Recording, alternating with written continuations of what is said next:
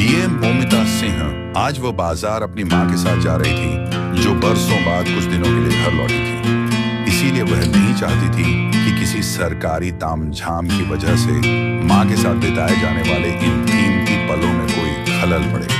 तभी मोमिता ने एक बंद पड़ी दुकान की ओर इशारा करते हुए कहा, माँ आपको याद है वो सामने वाली दुकान? बचपन में यहाँ से आप मुझे स्कूल के लिए सफेद रिबन दिलाया करती थी। उनकी बात सुनकर कमला देवी मुस्कुराई। हाँ बेटी, और तू हमेशा 2 की जगह 4 रिबन की जिद करती थी। तू कहती थी कि 2 खो जाएंगे। ऐसे ही दोनों माँ बेटी हंसकर बातें करते हुए आगे बढ़ रही थी। वे दोनों अपनी ही दुनिया में मग्न थी, लेकिन उन्हें क्या पता था कि कुछ ही पलों में उनकी ये खुशियों भरी दुनिया तहस नहस होने वाली है। तभी बाजार की गुनगुनाहट को चीरती हुई 3 पुलिस की मोटरसाइकिलों का खौफनाक सायरन गूंजा। बाइकें तेजी से भीड़ को हटाती हुई अंदर घुसी। हर बाइक पर 2-2 सिपाही बैठे थे, जिनके चेहरे हेलमेट के काले शीशों के पीछे छिपे थे, लेकिन हाथों में लिए डंडों से उनकी नीयत साफ झलक रही थी। एक हवलदार चिल्लाते हुए बोल रहा, चलो हटो, सब रास्ता खाली करो, दुकान के अंदर जाओ, सब ऊपर से हुक्म है, साहब का काफिला निकलने वाला है। ये सुनते ही बाजार में भगदड़ मच गई। लोग डर के मारे अपनी दुकानों और ठेलों को अंदर खींचने लगे। जो बाजार अभी जिंदगी से भरपूर लग रहा था, अब वहां एक अजीब सा डर पसर गया था। एक सिपाही ने फूल बेच रही एक बूढ़ी औरत की टोकरी पर लात मार दी, जिससे सारे गेंदे के फूल सड़क पर बिखर गए। एक लड़का जो यह सब अपने मोबाइल में रिकॉर्ड करने की कोशिश कर रहा था, उसके गाल पर एक जोरदार छांटा पड़ा। जब अफसर का दौरा हो तो मक्खी भी नहीं दिखनी चाहिए, सब साफ चाहिए। एक दरोगा गरज रहा था, उसका नाम था राकेश चौधरी। उसकी तोंद उसकी वर्दी से बाहर झांक रही थी और आंखों में सत्ता का नशा साफ दिख रहा था। इस इलाके में वो अपनी बदसलूकी और घमंड के लिए जाना जाता था। किसी को नहीं पता था कि कौन अफसर आ रहा है, लेकिन हर कोई डरा हुआ था। ये तमाशा यहाँ लगभग रोज होता था। मोमिता ये सब अपनी आंखों से देख रही थी। उसके चेहरे की हंसी गायब हो चुकी थी। उसकी आंखों में एक अजीब सी खामोशी थी।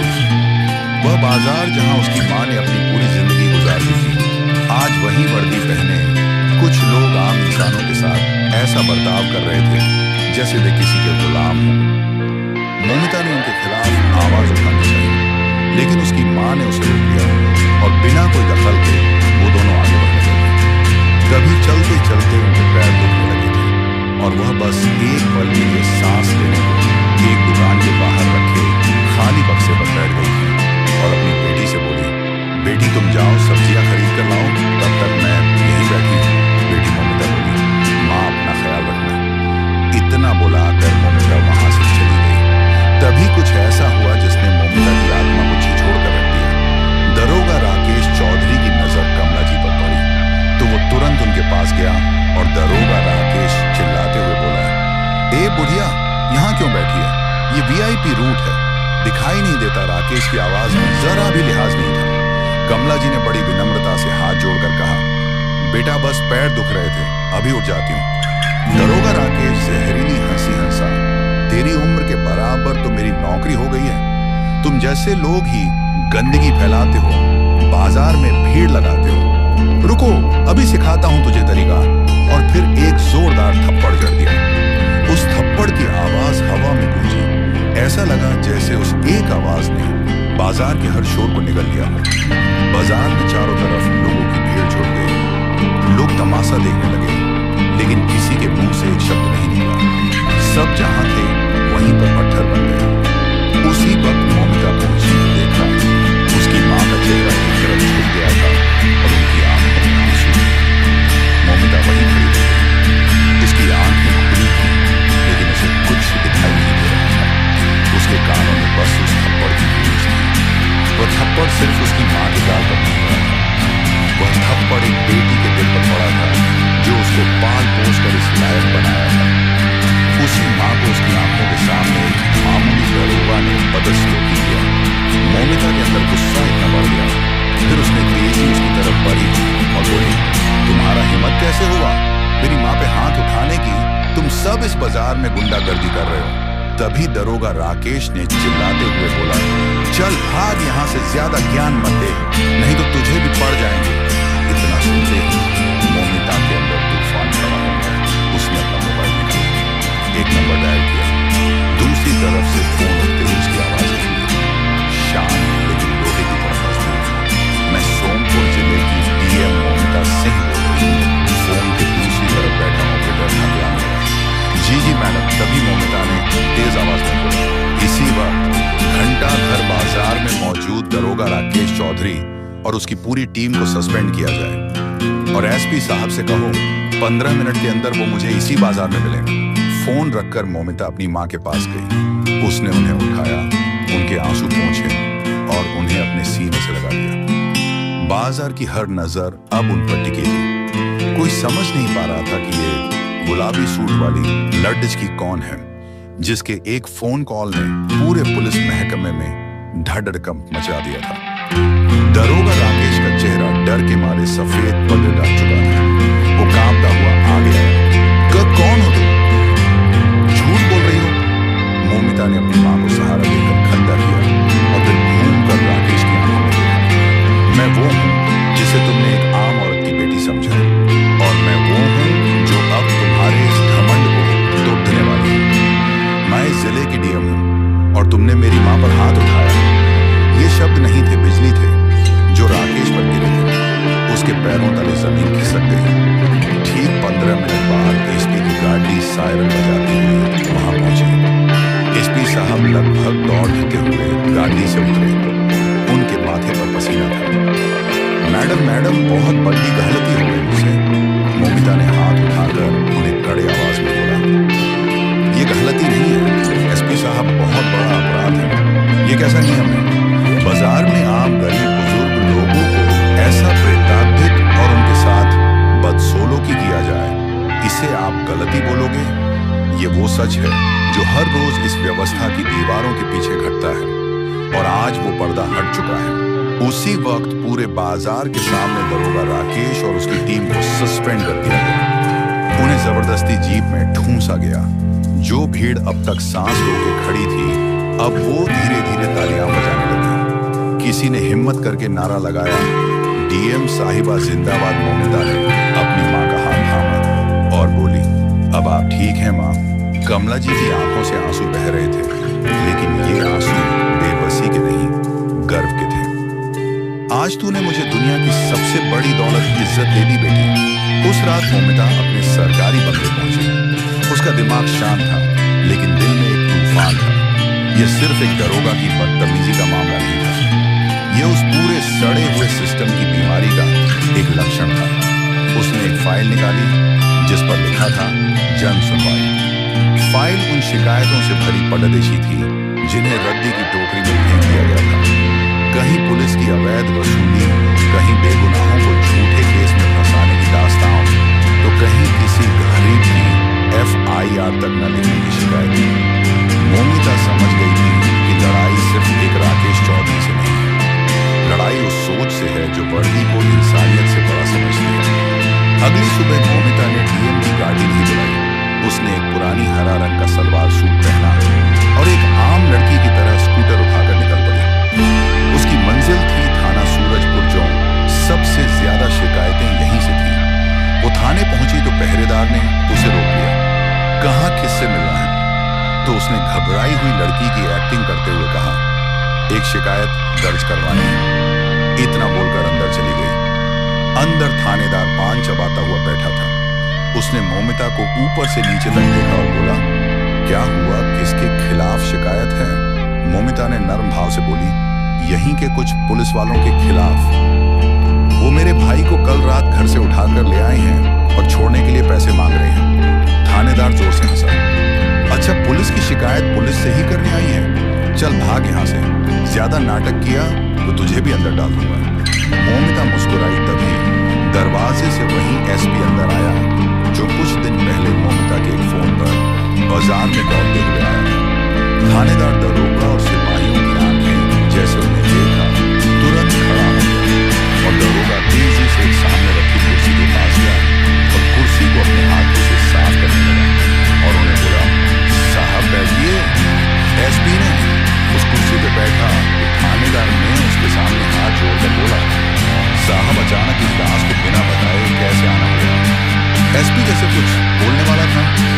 तभी उसकी नजर सामने एक कोने में खड़ी उस मोमिता पर गई।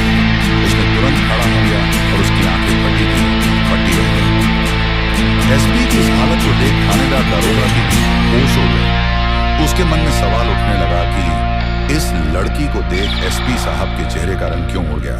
तो उसने पूछा, साहब क्या हुआ? तो एसपी ने गुस्से में डरते हुए थानेदार को बोला, मूर्ख, इस मैडम को कुछ बोला तो नहीं ना? इस बात को सुनकर मानो थानेदार के पैरों के नीचे से जमीन खिसक गई। एसपी साहब ने तुरंत दौड़ते हुए मोमिता के पास गया और बोला, मैडम, मैंने आपको देखा नहीं, मुझे माफ कर दीजिए। ये देख मानो थानेदार जैसे जमीन में घिस गया हो। उसकी आंखों में डर साफ झलक रहा था। वह घबराकर बार बार एसपी की तरफ देख रहा था और फिर उसके सामने खड़ी मोमिता की तरफ। मोमिता अब मुस्कुराना छोड़कर गंभीर हो गई। उसकी आंखें तेज और सख्त हो चुकी थीं। वह धीरे धीरे आगे बढ़ी और थानेदार के सामने खड़ी हो गई। गंभीर और ठंडी आवाज में बोली, दरोगा, तुम्हें पता भी है तुमने अभी किससे बात की है? मैं वही मोमिता हूं, जिले की डीएम, जिसको तुमने कुछ देर पहले थाने में डालने की धमकी दी थी। अब बताओ, जनता की शिकायत सुनने के बजाय तुम लोग उनको उठाकर थाने में बंद कर देते हो और पैसे वसूलते हो। यही है तुम्हारा न्याय? यही है तुम्हारी वर्दी की इज्जत? थानेदार हक्का बक्का रह गया। उसके चेहरे से सारा रंग उड़ गया। वह कांपते हुए तुरंत दोनों हाथ जोड़कर मोमिता से माफी मांगने लगा। मैडम, मुझसे गलती हो गई, मैं आपको पहचान नहीं पाया, दया कर दीजिए, दोबारा ऐसी गलती नहीं होगी। मोमिता ने उसकी ओर सख्त नजरों से देखा और ऊंची आवाज में बोली, माफी से कानून नहीं चलता। दरोगा, तुम्हें सस्पेंड किया जाता है और तुम्हारे खिलाफ विभागीय जांच भी होगी। आज से तुम इस कुर्सी के लायक नहीं हो। तुम्हें जेल में डालना चाहिए, लेकिन अभी तुम्हें सिर्फ सस्पेंड करती हूं ताकि बाकी पुलिस वालों को सबक मिले। एसपी ने तुरंत सिर झुकाकर आदेश मानते हुए सिपाहियों को इशारा किया। 2 सिपाही आगे आए और थानेदार को पकड़ लिया। थानेदार हाथ जोड़कर रोने लगा, मैडम, रहम कर दीजिए, मेरी नौकरी चली गई तो मेरा घर बर्बाद हो जाएगा। मोमिता ने एक कदम पीछे हटकर ठंडी आवाज में कहा, जब तुम किसी गरीब की फरियाद सुनने के बजाय उसे धमकाते और थाने में बंद कर देते हो, तब उसके घर का क्या होता है? कभी सोचा है? यही सोचकर अब अपने घर की चिंता करना। थाने में सन्नाटा छा गया। सबकी निगाहें अब उस महिला डीएम पर थीं, जिसकी आंखों में नरमी नहीं बल्कि न्याय की आग जल रही थी। अगले कुछ मिनटों में थाने का नक्शा बदल गया। अवैध रूप से हिरासत में रखे गए लड़के को तुरंत छोड़ा गया और उस थानेदार समेत 3 पुलिस वालों को मौके पर ही सस्पेंड कर दिया गया। यह सिर्फ शुरुआत थी। अगले 3-4 दिनों तक पूरे जिले में एक दहशत फैल गई, एक गुमनाम डीएम का खौफ। कोई नहीं जानता था वो कब कहां किस रूप में पहुंच जाए। कभी वो एक किसान बनकर किसी तहसील ऑफिस पहुंच जाती, तो कभी एक मजदूर बनकर किसी पुलिस चौकी। पूरे शहर में मोमिता सिंह के किस्से सुनाए जाने लगे। एक ऐसा अफसर जो दिखता नहीं, बस इंसाफ करता है। जनता खुश थी, लेकिन सिस्टम के अंदर बैठे कुछ बेईमान लोग बेचैन हो उठे थे। उनकी अवैध कमाई बंद हो गई थी, उनका रौब खत्म हो रहा था। और फिर वही हुआ जिसका मोमिता को अंदाजा था। एक दिन गृह मंत्रालय से एक चिट्ठी पहुंची। डीएम मोमिता द्वारा की जा रही कार्रवाइयों की जांच के लिए एक विशेष समिति का गठन किया गया है। एक सीधी धमकी थी, एक चेतावनी थी कि वह अपनी हद में रहे। शाम को उसकी माँ उसके पास फोन लगाकर उससे पूछा, बेटी, ये सब खतरनाक है, तू अकेली इन सबसे कैसे लड़ेगी? मोमिता ने अपनी माँ को बड़े प्यार से कहा, माँ, जब आपने मुझे पढ़ाया था तब यह नहीं सोचा था कि लड़ाई कितनी बड़ी होगी। आपने बस यह सिखाया था कि सच के लिए लड़ना है। और वैसे भी मैं अकेली कहाँ हूँ, पूरा शहर मेरे साथ है। लेकिन मोमिता जानती थी कि यह लड़ाई अब और मुश्किल होने वाली है। रात को जब वह अपने काम खत्म करके सोने जा रही थी, तभी उसका एक भरोसेमंद जूनियर अफसर पंकज डरते हुए उसके पास आया। वह बहुत घबराया हुआ था। मोमिता ने पूछा, क्या हुआ पंकज? सब ठीक है। पंकज ने कुछ बोला नहीं।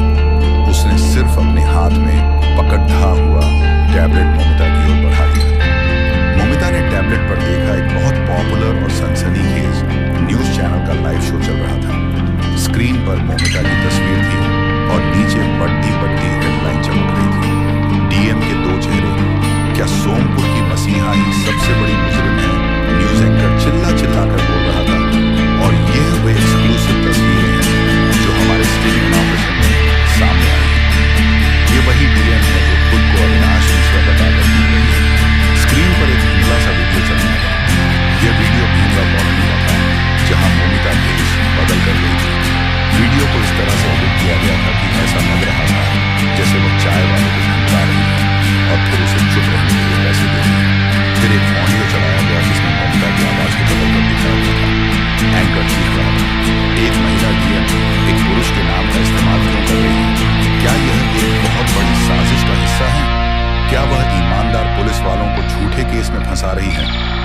आज पूरा देश जानना चाहता है कि यह मौमिता कौन है और उसका असली मकसद क्या है।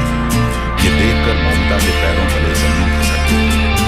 ये हमला कोई आम लोगों ने नहीं किया था। ये हमला सिस्टम के एक ऐसे ताकतवर इंसान ने किया था जो सामने दिया था। उसने मौमिता की सबसे बड़ी ताकत उसकी ईमानदारी पर ही हमला कर दिया। पंकज ने घबराई हुई आवाज में कहा, मैम, ये वीडियो देश के हर न्यूज चैनल पर चल रहा है, सोशल मीडिया पर वायरल हो गया है। उन्होंने आपके खिलाफ एक मीडिया ट्रायल शुरू कर दिया है। अब लड़ाई थाने या दफ्तर में नहीं है मैम, अब यह लड़ाई पूरे देश के सामने है और इस लड़ाई में सच का कोई गवाह नहीं होगा।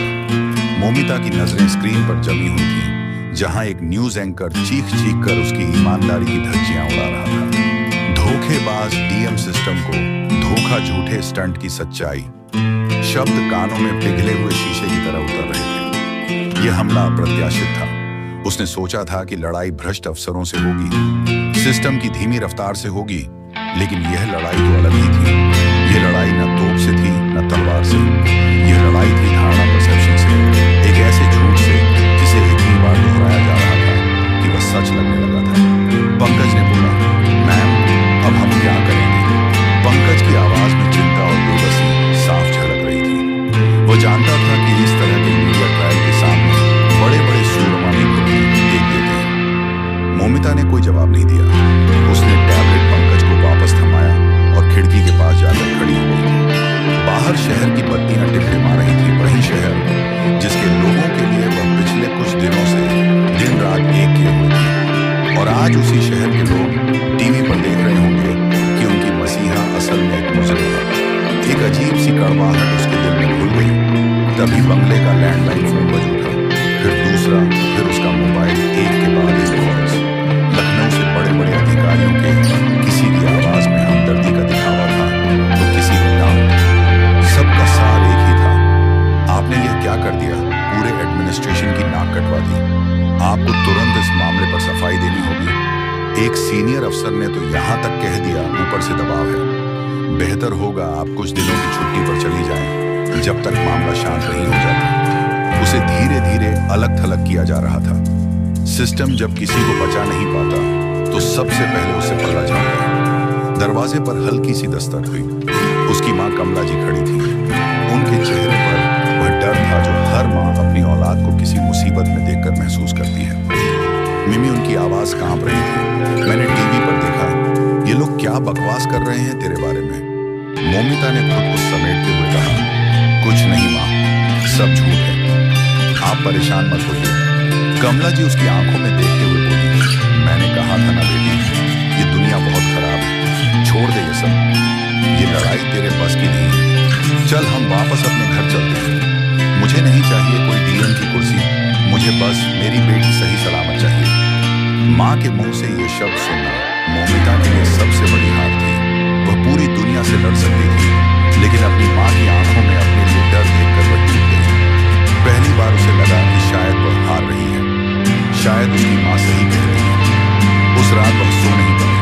बार बार उसके कानों में उस न्यूज एंकर की आवाज और उसकी माँ के डरे हुए शब्द गूंज रहे थे। अगली सुबह जब वह उठी तो उसकी आंखों में एक नई दृढ़ता थी। वह हार नहीं सकती थी। अगर आज वह हार गई तो फिर कोई भी सच के लिए लड़ने की हिम्मत नहीं करेगा। यह लड़ाई अब सिर्फ उसकी नहीं थी, यह लड़ाई उस भरोसे की थी जो सोमपुर के लोगों ने उस पर दिखाया था। उसने अपना फोन उठाया और एक नंबर मिलाया। यह नंबर उसके एक पुराने कॉलेज प्रोफेसर वर्मा का था, जो अब रिटायर होकर एक शांत जीवन जी रहे थे। प्रोफेसर वर्मा सिर्फ एक टीचर नहीं थे, वह पत्रकारिता और जनसंचार के विशेषज्ञ थे। वह जानते थे कि शब्दों और तस्वीरों से कैसे खेला जाता है। सर, मुझे आपकी मदद चाहिए, मौमिता ने बिना किसी भूमिका के कहा। प्रोफेसर वर्मा ने पूरी बात शांति से सुनी। सब कुछ सुनने के बाद वह बस इतना बोले, मौमिता, याद रखना, झूठ की रफ्तार हमेशा सच से तेज होती है। वह तुमसे आगे निकल चुका है। अब अगर उसे हराना है तो तुम्हें एक नया, उससे भी बड़ा सच बनाना होगा। तुम एक झूठ का जवाब 100 सबूतों से नहीं दे सकती। तुम्हें एक कहानी का जवाब एक ज्यादा सच्ची और ज्यादा असरदार कहानी से देना होगा। ये शब्द मौमिता के लिए एक दिशा निर्देश की तरह थे। वो समझ गई कि उसे क्या करना है। उसने तुरंत पंकज को बुलाया। पंकज, पिछले 4 दिनों में हमने जितने भी थानों और चौकियों पर कार्रवाई सस्पेंशन ऑर्डर की कॉपीज और सबसे जरूरी सभी लोगों की लिस्ट निकालो जिनकी हमने मदद की। अगले 2 घंटे तक मोमिता और पंकज सबूत इकट्ठा करने में लगे रहे।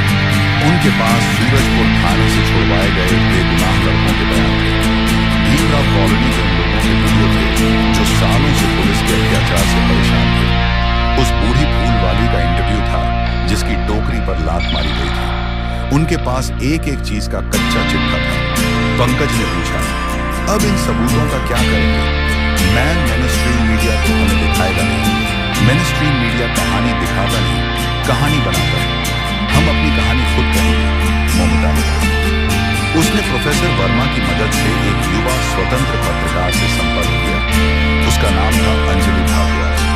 अंजलि किसी बड़े न्यूज चैनल के लिए काम नहीं करती थी, वह एक यूट्यूब चैनल और एक वेबसाइट चलाती थी जहां वह बेखौफ होकर खोजी पत्रकारिता करती थी। उसकी पहुंच करोड़ों लोगों तक थी।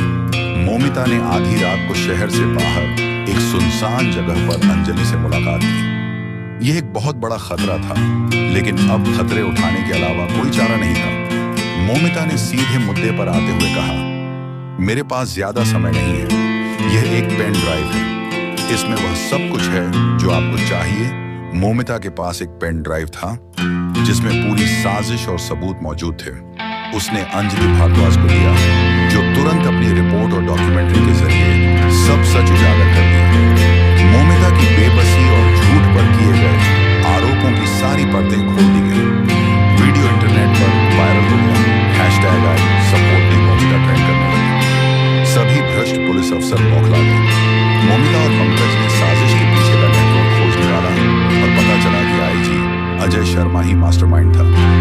उसकी ईमानदार छवि के पीछे 20 साल पुराने अपने अतीत का गहरा राज छिपा था, जिसमें मोमिता के पिता की हत्या और केस दबाना शामिल था। मोमिता ने बूढ़े हवलदार रामफल से अपने पिता की हत्या का टाइम डिक्लेरेशन दर्ज करवाया। उसके पास अब आईजी शर्मा के साम्राज्य को ध्वस्त करने के पुख्ता सबूत थे। राज्य की उच्च स्तरीय जांच समिति के सामने सबूत पेश किए गए और आईजी अजय शर्मा को गिरफ्तार किया गया। मोमिता को पुनः डीएम के पद पर बहाल किया गया। 20 साल बाद वह और उसकी मां वहीं गए जहां उनके पिता की मौत हुई थी। अब वहां डर नहीं, सिर्फ सुकून था। कमला जी की आंखों में गर्व और खुशी थी। मोमिता ने अपनी और अपने पिता की लड़ाई पूरी कर दी थी। तो दोस्तों, यह कहानी केवल मनोरंजन और शिक्षा के उद्देश्य से बनाई गई है। इसमें दिखाए गए सभी पात्र, घटनाएं और संवाद काल्पनिक हैं। किसी भी वास्तविक व्यक्ति, संस्था या घटना से इनका कोई संबंध नहीं है। कृपया इसे केवल कहानी के रूप में देखें और इसका आनंद लें। हम किसी की भावनाओं को ठेस पहुंचाना नहीं चाहते। अगर आपको यह कहानी पसंद आई हो तो इसे लाइक करें और ज्यादा से ज्यादा लोगों तक शेयर करें। कमेंट करके बताएं कि आपको सही का कौन सा कदम सबसे अच्छा लगा, और हमारे चैनल को सब्सक्राइब करना ना भूलें, क्योंकि हम आपके लिए ऐसे ही प्रेरणादायक कहानियां लाते रहेंगे। धन्यवाद।